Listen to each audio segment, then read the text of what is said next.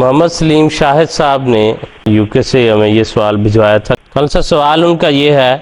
वो कहते हैं कि ये देखा गया है कि बाज़ दफ़ा लोग हुज़ूर सल्लल्लाहु अलैहि वसल्लम के नाम पर मस्जिद वगैरह में चंदा देते हैं, क्या ऐसा करना दुरुस्त है? हदीस नबविया से